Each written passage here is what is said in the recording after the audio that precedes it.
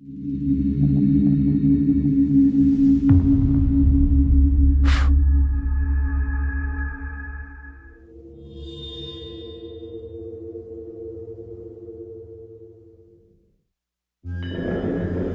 dit que dans chaque légende, il y a une part de vérité. L'histoire que je m'apprête à vous raconter, en revanche, est entièrement vraie. Tout commença un dimanche de fin d'été. Je me promenais en forêt quand, soudain, un bruit attira mon regard vers le sol. Je vis alors, parmi les feuilles mortes et la terre, le reflet d'un objet circulaire en métal. Cela ressemblait à une pièce de monnaie, mais son apparence m'était en tout point inconnue. Je décidai de garder cet objet, afin de l'examiner un peu plus tard.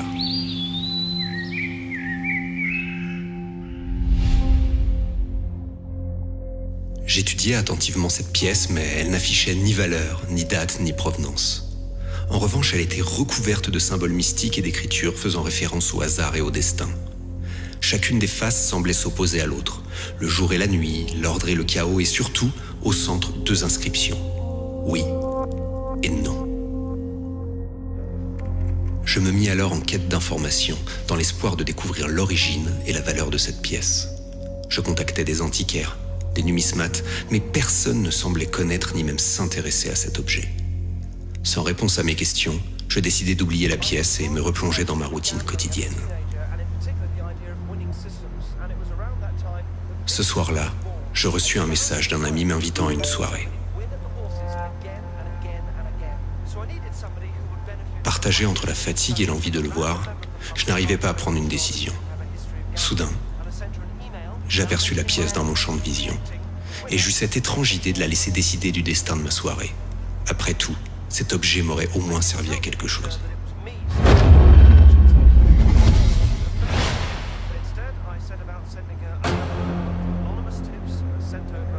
J'abandonnai ainsi mes amis et leur préférais le confort de mon canapé devant une série télé.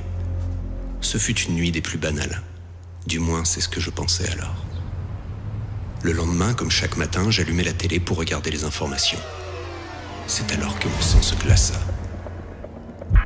Un énorme carambolage avait eu lieu, à l'heure et l'endroit exact où je me serais trouvé si je m'étais rendu à la soirée. De nombreux morts, des dizaines de blessés. Cette mystérieuse pièce m'avait-elle sauvé la vie ? Aussi sceptique que je sois, j'étais en proie au doute. Il fallait que je mette à nouveau cette pièce à l'épreuve. Je choisis alors instinctivement le meilleur des endroits pour tester le hasard. Pendant des heures, je laissais la pièce guider mes mises et mes paris. Aussi incroyable que cela puisse paraître, chacune des oscillations me guidait vers les bons choix. Les jetons s'accumulaient, mes gains devenaient irréels. Cette chance insolente ne pouvait être le simple fruit du hasard. La direction du casino finit donc par m'inviter à quitter les lieux et ne plus jamais revenir. Une nouvelle vie s'offrait à moi. Dans un premier temps, j'utilisais les mystérieux pouvoirs de cette pièce pour gravir les marches du succès et me noyer dans les plaisirs faciles du luxe et de la richesse. Mais rapidement, la pièce devint indispensable au moindre de mes choix, même les plus insignifiants.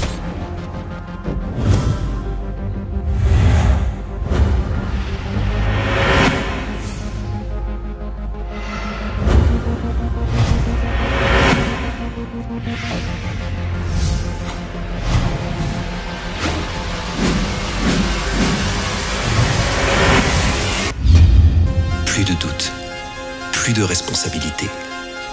Tout ce que j'avais à faire, c'était laisser une main invisible me guider perpétuellement sur le bon chemin.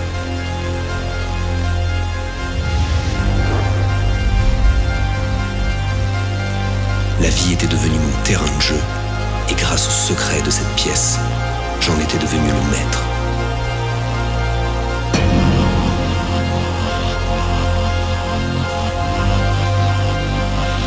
Mais peu à peu, le rêve tourna au cauchemar. Je vivais avec l'angoisse permanente de perdre mon précieux objet. Quand il m'arrivait de l'oublier, j'étais totalement perdu, incapable de prendre la moindre décision par moi-même.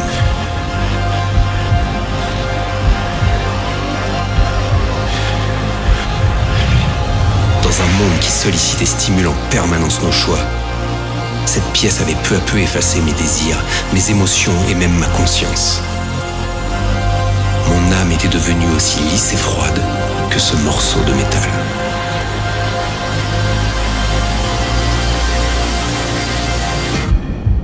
J'ai alors pris une décision radicale.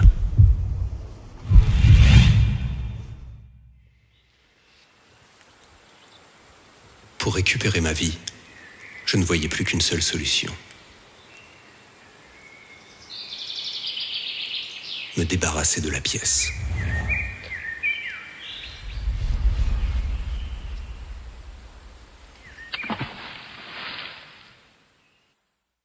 Les premiers jours furent difficiles, mais petit à petit, je repris le contrôle de mon destin. Je réapprenais à écouter mes envies, à faire mes propres choix, à en mesurer les conséquences. Étonnamment, je trouvais même du bonheur dans mes mauvaises décisions. Un an plus tard, un dimanche de fin d'été, je me promenais en forêt quand, soudain, un bruit attira mon regard vers le sol.